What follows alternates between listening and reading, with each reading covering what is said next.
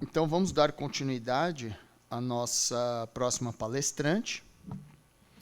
Nossa próxima palestrante, a Silvia Dantas, ela é engenheira de alimentos, mestre em ciência de alimentos e doutora em tecnologia de alimentos pela Faculdade de Engenharia de Alimentos da Universidade Estadual de Campinas, é pesquisadora científica 6 e diretora do Centro de Tecnologia de Embalagem, o CTE, tem experiência na área de ciência e tecnologia de alimentos, especialidade em embalagens, com ênfase em interações produto e embalagem, aspectos regulatórios e a segurança de alimentos e desempenho físico-mecânico de embalagens.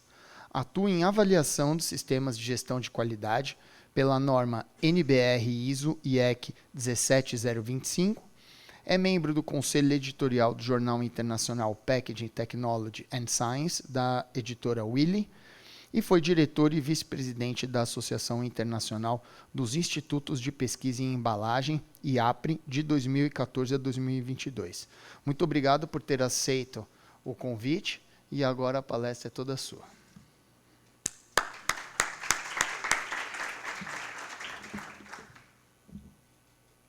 Alô?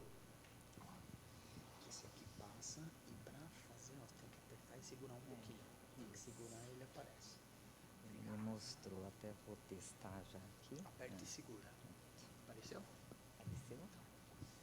Bom, boa tarde a todos. Eu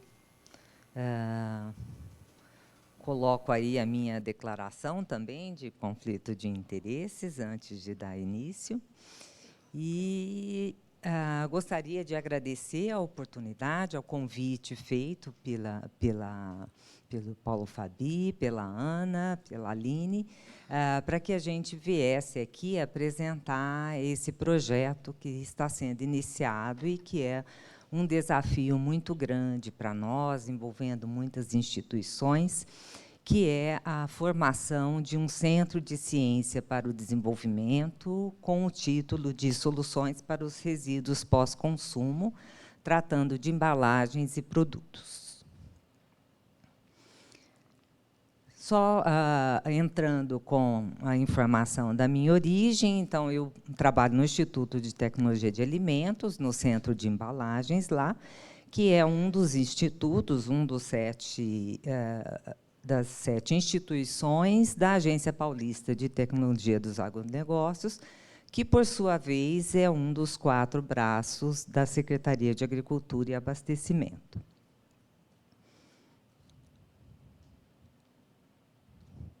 E, rapidamente, sobre o ITAL, então, é um instituto que trabalha com desenvolvimento, projeto e inovação de alimentos, bebidas e embalagens, né, localizado em Campinas, e com a missão, então, de trabalhar com a evolução nessas áreas de alimentos, né,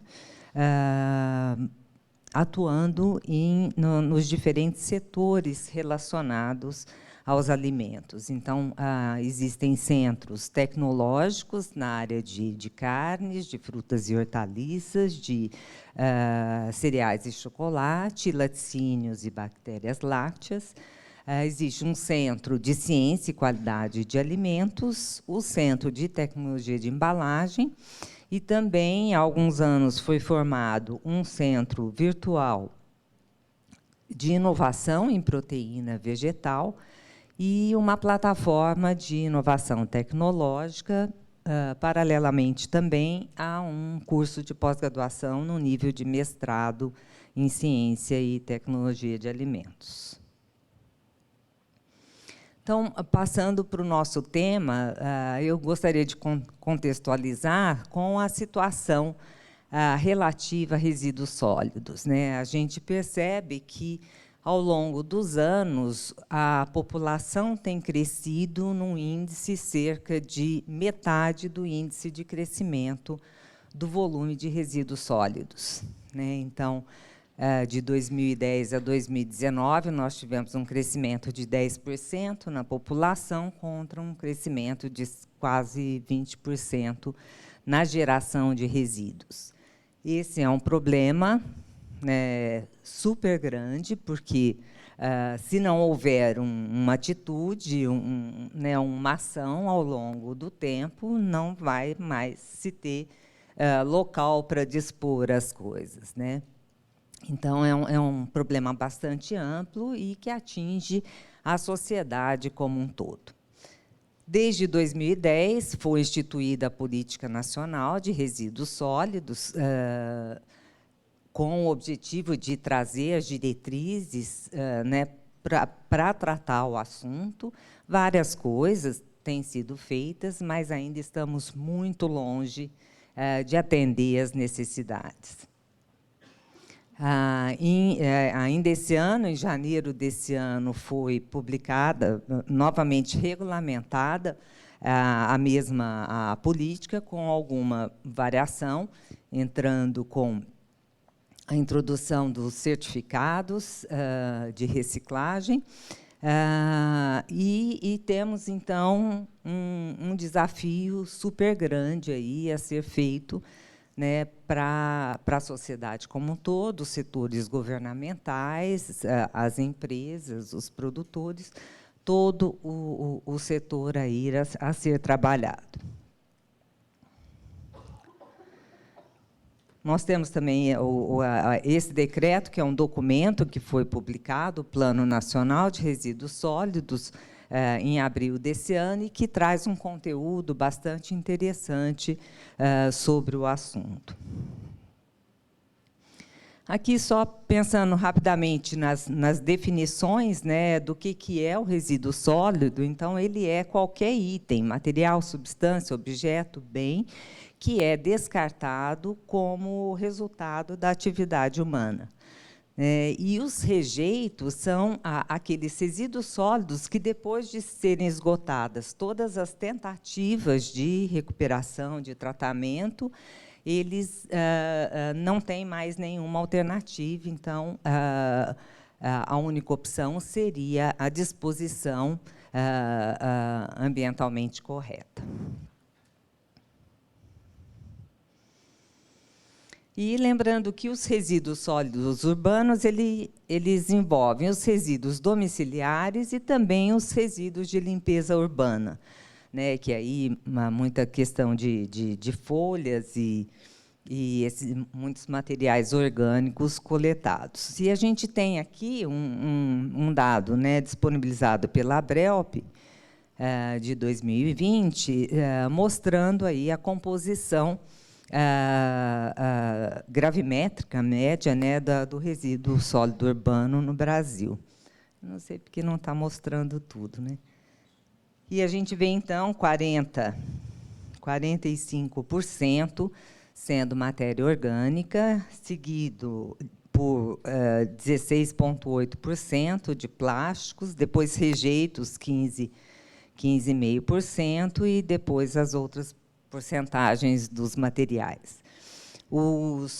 As embalagens foram bastante combatidas, né, há algum tempo atrás, como se fossem um problema, mas a embalagem, na verdade, ela é uma solução para que a gente tenha uma segurança de alimentos, né, para que a gente tenha condição de disponibilizar alimentos em qualquer lugar, em qualquer região, em qualquer momento, né, porque você faz a conservação do alimento, e aí ele, estando numa condição estável, né, ele pode durar bastante tempo. Então, a gente ouviu agora de manhã, né, falando muito sobre a questão da industrialização. A gente tem todos os casos, nós temos os abusos, temos as dificuldades, mas a industrialização de alimentos ela é essencial, né? Se a gente não tivesse o alimento industrializado, seja de qual forma for, e a gente não teria alimento para a população, né? Então, realmente, isso seria um grande problema. Então, a gente sempre tem que trabalhar com as informações, olhando os vários pontos de vista, né? Porque não existe uma verdade única, um direcionamento único para as coisas. Então, a gente tem aí a composição dos resíduos, eles são uma realidade, e nós temos que trabalhar, né, em como fazer as soluções, buscar as soluções, se movimentar nesse sentido, né? E aí a gente tem os dois focos, né, que são apresentados na política também, que é a gestão, que são as ações voltadas à busca das soluções para os resíduos sólidos, e temos o gerenciamento, que é o conjunto de ações que vão ser feitas envolvendo as etapas de coleta, transporte, transbordo, tratamento, etc., desses resíduos. Aqui eu só queria comentar sobre os fatores que afetam, né, a origem e a composição dos resíduos, que tem muito a ver com poder aquisitivo, com a cultura, com os costumes, né, até condição climática, uma série de coisas. E eu pus aqui, mas só como exemplo, nós não vamos ver, mas é material que vocês podem buscar, tanto a crônica O Lixo, né, do Luiz Fernando Veríssimo, que é um filme de uns 3 minutos, mais ou menos, animado, né, sobre a crônica, interessante, mostrando a percepção, aí, a visualização do lixo, e esse curta-metragem Ilha das Flores, que é interessante de se conhecer, trazendo um pouco da evolução aí da humanidade.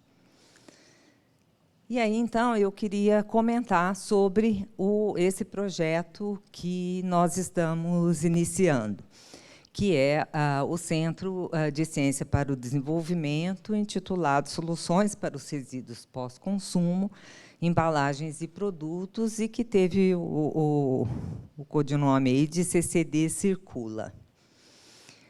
Ele foi criado a partir de um edital que a FAPESP lançou o ano passado, que é para a criação desses centros mesmo de ciência para o desenvolvimento, com o objetivo de que fossem apresentados projetos voltados à solução de problemas. Então, todos os projetos que poderiam ser submetidos nesse edital deveriam justificar e apresentar um problema e como isso seria trabalhado. Então, nós apresentamos o projeto, eu vou mostrar na sequência, que envolve muitas instituições, e ele foi aprovado, ele foi apresentado ano passado e foi aprovado em maio desse ano. E é muito interessante, porque a gente ouviu tanta coisa, que existe tanta necessidade, tanta coisa que precisa ser feita, e as coisas se encaixam, né, nas ideias. É claro que a proposta aqui trata muito pontualmente nesse problemão que foi discutido aqui, né, até agora, pelos vários palestrantes. Mas é um pontinho ali, que, mesmo sendo uma pontinha da necessidade, é um desafio super grande, né? E nós sabemos isso e temos, né, uma preocupação super grande com o que conseguiremos, né, com esse projeto. Dentro do edital, o objetivo dos projetos é que tivessem uma atuação colaborativa, que fossem projetos de pesquisa competitivos no âmbito internacional, que trouxesse a transferência de resultados e conhecimento e a base, né, da necessidade, que tinha que ser orientado à solução de problemas. E um requisito para o projeto é que fosse formado pela hélice tripla, que é a inovação conjunta envolvendo empresas, governo e instituições e universidades. Né? Então, a gente precisa do elo dos três. O projeto ele só podia ser apresentado se tivesse o comprometimento da iniciativa privada em investir no desenvolvimento desse trabalho. Então, a FAPESP iria financiar o mesmo volume de recurso equivalente ao que tivesse sido comprometido pela iniciativa privada. E os proponentes tinham que disponibilizar o dobro desse volume em termos de pessoal, mão de obra, instalações, equipamentos, para realizar o projeto. Então, é bem interessante que envolve, né, uma necessidade, um trabalho colaborativo super grande. A missão, então, desse CCD é ser esse Centro de Ciência para o Desenvolvimento de soluções inovadoras, né, para o problema dos resíduos pós-consumo, com o objetivo de reduzir ou eliminar o seu impacto negativo com base nos princípios da economia circular e nos objetivos de desenvolvimento sustentável. E aí, então, se pretende que, com inovações tecnológicas, sociais, de modelos de negócio, de proposições de políticas públicas, se consiga, então, gerar e difundir esse conhecimento, né, para servir de apoio tanto de interesse para o setor produtivo quanto da sociedade. Na estruturação desse projeto, a gente tinha uma equipe de mais de 20 profissionais, pesquisadores e professores de universidade. A gente foi levantando, né, as necessidades, e nós acabamos definindo 5 plataformas como necessárias para a atuação. A primeira delas trata da gestão e inovação para a economia circular nas organizações e cadeias. A segunda, para a mitigação do impacto dos resíduos orgânicos. A terceira, o design, materiais e tecnologias inovadoras. O quarto, tecnologias de reuso e reciclagem, né, nos 2 casos de embalagem. E o quinto, super importante, que a gente já ouviu aqui bastante ser dito, a educação, né? Educação e cultura, né, para a economia circular. Então, eu vou passar rapidamente, mas quais as ideias, né, em cada uma dessas plataformas. Então, na gestão e inovação para a economia circular, pretende-se fazer mapeamento de boas práticas de gestão, fazer trabalho com catadores. A gente sabe de toda a dificuldade que existe, né, dentro da questão dos resíduos sólidos, com catadores, as cooperativas, todas as dificuldades que existem, a questão da inclusão social deles, né? Então, é um trabalho bastante importante.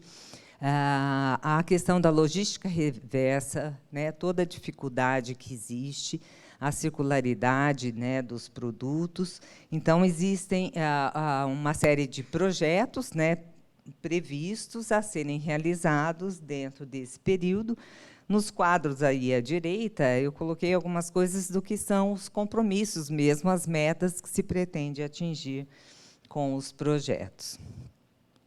A segunda plataforma pretende trabalhar com a mitigação do impacto desses resíduos orgânicos, né? Então, trabalhar em relação ao diagnóstico da gestão de resíduos, tecnologias para essa redução, proposição de planos de tratamento e destinação de resíduos em bares e restaurantes, reaproveitamento de resíduos de frutas, legumes e verduras, né, de centrais de abastecimento, de forma a que se tenha uma valorização do produto, e análise, né, e proposição de modelos de logística reversa, né, que é uma meta, é um compromisso dos setores aí apresentarem soluções para isso.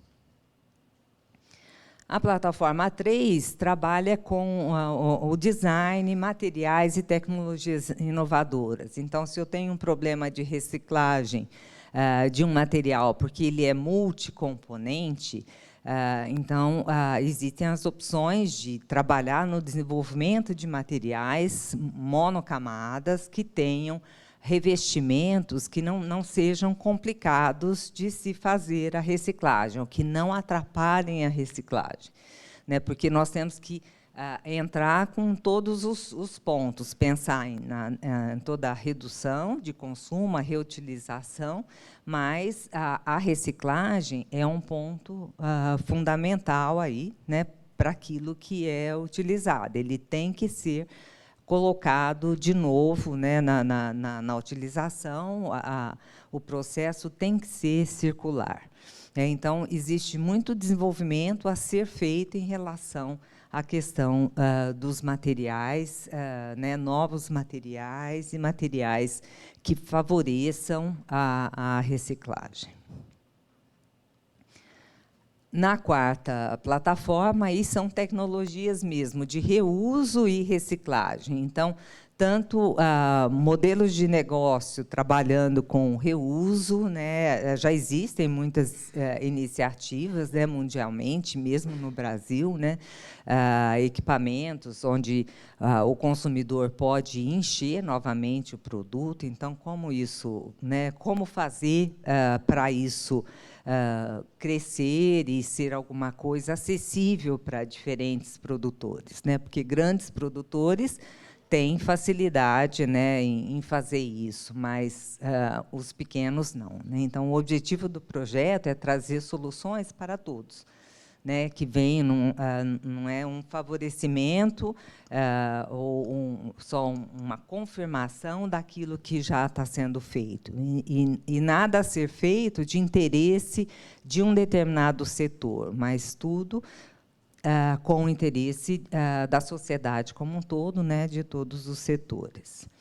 Então, tem muito a ser feito em relação às técnicas de reciclagem, né? Nós temos realidade de reciclagem no Brasil, também, né, alguns produtos nós temos toda a facilidade, que é o caso de alguns materiais, como alumínio, que a gente tem um maior índice de reciclagem crescendo a cada ano, e também dos maiores no mundo, né, chegando a quase 99% atualmente.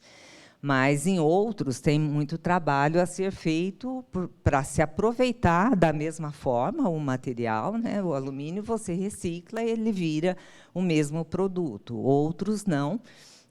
Tem problemas da parte da segurança, né, de contaminações. Então, tem muito trabalho a ser feito aí com essa evolução.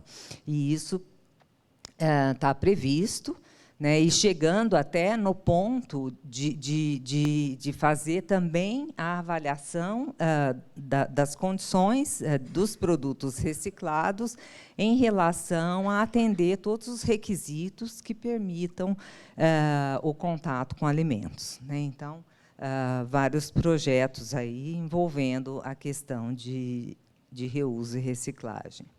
E, por fim, a plataforma de educação e cultura. E quem que deve ser envolvido aí nessa educação? A gente precisa de todos os setores. A gente precisa do setor governamental, que, né, precisa estar totalmente empenhado. A gente tem a própria política, as coisas sendo feitas, mas também nós temos outras coisas, né? Existem necessidades, investimentos, uma expansão da cultura, o trabalho a favor do engajamento, né, de todos. Então, além do governo, os produtores, né, as empresas produtoras, usuárias de embalagem e de bens de consumo, de forma geral, e o consumidor. Então, pretendemos atuar desde estudantes de diferentes cidades, ter materiais que fiquem disponíveis para consulta, tipo cartilhas, esse tipo de coisa, e atuações amplas em publicações e tal, de forma a ter uma abrangência maior. O projeto ele é de 5 anos, inicialmente, né, o projeto que entra com a FAPESP, mas com O objetivo é que, depois de 5 anos, o centro se desenvolva por conta própria, né, através das ações que ele faz e tal. É um trabalho a ser continuado, não é um projeto que tem um início, meio e fim. Ele tem um período onde se tem o financiamento pela FAPESP, pelas empresas, mas ele é um centro que deve ser continuado e que a gente pretende que venha a ser uma fonte de informação útil para todos que quiserem, né, se informar e trabalhar no tema.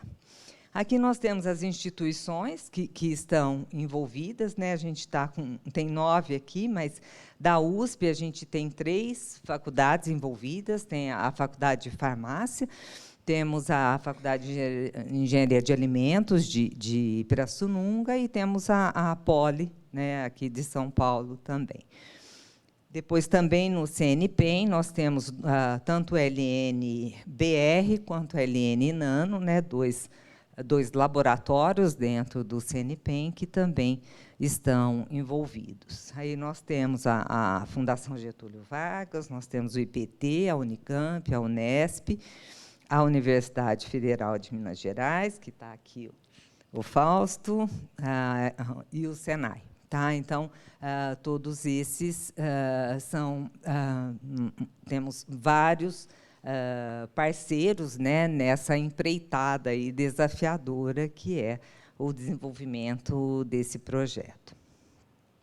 Aqui nós temos os financiadores, então, a FAPESP, o governo do Estado de São Paulo, que havia, dentro do edital, havia necessidade de ter um investimento, um dos parceiros tinha que ser um órgão do governo, né? Então, a gente teve a Secretaria da Agricultura, que também entrou com recurso, e temos 9 empresas aqui que se comprometeram, né, até o momento em que foi assinado o termo com a FAPESP, né, disso aí, e com quem a gente está trabalhando e finalizando os acordos individuais aí dessa parceria. O projeto tem toda uma governança estabelecida também como requisito, né, que a FAPESP apresentou no edital, né, de ter um comitê estratégico, um comitê executivo, uma diretoria executiva, com um vice-diretor. A diretoria executiva, o pesquisador responsável tinha que ser de uma das instituições e o vice de uma das empresas, né, financiadoras. E aí um comitê consultivo internacional que anualmente precisa receber relatórios das atividades e aí apresentar um parecer para a FAPESP, né? Então, eu coloquei isso mais para mostrar como tem todo um sistema fechado aí, de forma a que oriente bem para que as coisas sejam feitas da melhor forma possível. E aí, eu queria só finalizar com cenários rapidamente aí. A gente tem no próprio Plano Nacional de Resíduos Sólidos, que eu citei antes, né, que foi publicado em abril, tem a informação aqui sobre resultados já alcançados, né, no item logística reversa de embalagens. A gente tem muita coisa que é apresentada. Existe o SINIR, que é o Sistema Integrado, né, dos Resíduos Sólidos. É um sistema onde os municípios apresentam as suas informações. Ele envolve o Brasil como um todo. Então, se a gente entra lá e quer consultar qual é a situação da sua cidade, você tem acesso a isso, mas ainda é um dado que é autodeclarado, né? Então, a prefeitura da cidade declara aquela situação, mas não há um acompanhamento, uma verificação de se aquilo lá está correto mesmo, né? E a gente sabe que existem alguns enganos em pequenos locais e com pouco conhecimento de dizer que tem aterro sanitário, quando, na verdade, não atende à necessidade aos requisitos para ser um aterro, e continua sendo um lixão, né? Então, existe trabalho a ser feito aí também nessa questão.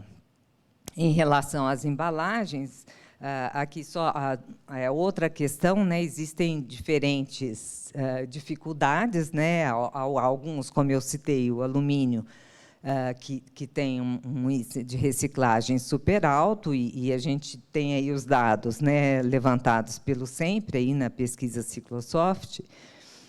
Em 549 organizações, 96% trabalham com a lata de alumínio e assim por diante. E a gente vê lá, nas duas últimas linhas, né, as embalagens longa-vida e o vidro com uma menor porcentagem, né, e a gente sabe a dificuldade que é realmente toda a logística reversa aí para alguns itens, né? E tem também a questão do valor, né? O valor que influencia muito no interesse, né, para se trabalhar com diferentes materiais. Então, são pontos aí a serem trabalhados.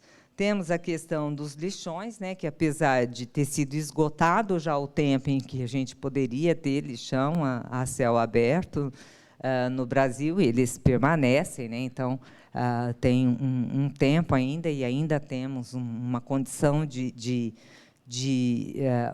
uso e indignidade humana, né, em relação a essa questão. A questão da recuperação, né, dos materiais, a existência de pontos de entrega voluntária, que isso é algo que funciona tanto em outros países, né, e a gente precisa de um engajamento da população e também um pouco de política pública para incentivar um pouco esse engajamento aí, para que as pessoas se mobilizem, né, na questão de fazer a entrega mesmo daqueles itens que são difíceis de coleta, né, no âmbito doméstico, como é o caso do vidro, por exemplo, para que haja essa disposição aí para trabalhar. Porque o problema é de todos, né? O problema é seu, é dele, é meu, né? Todos nós temos esse problema que precisa ser solucionado aí nos próximos anos, né? E, por último, aqui, só também a questão que eu citei antes, né, a questão de catadores e a questão das cooperativas. Nós temos já muitas cooperativas no Brasil, bastante trabalho, mas também que tem muitas dificuldades em relação a como chegam os resíduos, muita coisa que não é aproveitada da forma que chega para as cooperativas, e aí são descartadas. Então, aí teve uma via a mais, né? Teve um transporte da casa até a cooperativa, até quem faz a coleta e manda para a cooperativa, e aí a cooperativa lá tem o trabalho de jogar fora, né? Não aproveita tudo. Então, existe muito a necessidade de educação, conhecimento, transferência de conhecimento de como melhorar isso. Então, eu queria apresentar aí novamente o projeto. Esse é um requisito da FAPESP, né? A gente divulgar a participação, o financiamento dela nas divulgações dos temas. E agradeço muito a atenção de vocês aí. E espero que assim, eu acho que aqui deve ter muita gente que também pode colaborar, né? A gente está totalmente aberto, os projetos estão sendo definidos, mas assim, o objetivo é a gente realmente integrar, né, todos que tenham algum interesse, né, em trabalhar com a temática, para que a gente venha a evoluir de uma forma bem significativa aí nesse assunto. Tá bom? Muito obrigada.